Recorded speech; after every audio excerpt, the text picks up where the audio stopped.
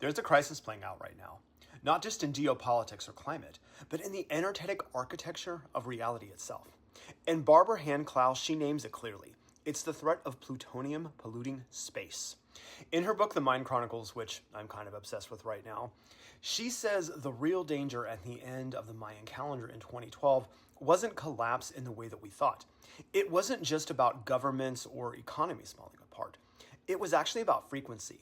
It was consciousness, and really whether humanity would ascend into a higher octave of reality or entrench itself even deeper into the third dimension, and that's linear time and space. And the symbol of that choice, well, it's plutonium in outer space. Plutonium is more than a radioactive element.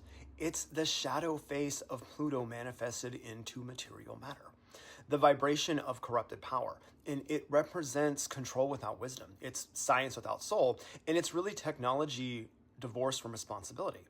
And when we launch that vibration beyond Earth's atmosphere, we're not just risking physical fallout. We're projecting an unhealthy emotional trauma into the cosmos.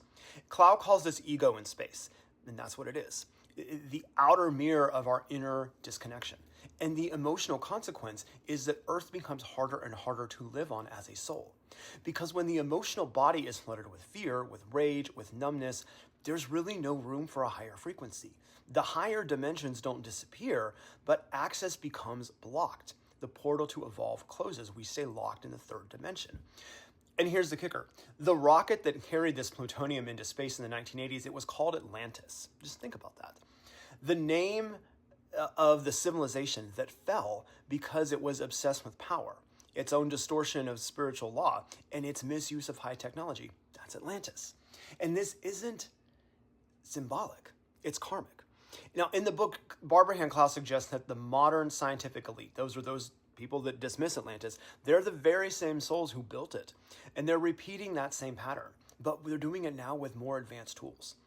This is the ancient priesthood of control, incarnated in lab coats, still trying to dominate the elements, still denying the soul. But now here's the truth that they don't want us to know. The soul never left. It's just been waiting for us to choose something different.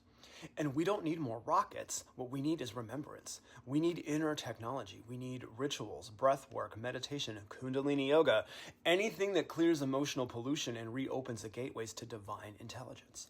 Because the real battle is not out there in space. It's right here in your body, in your breath, in your choice to evolve or repeat.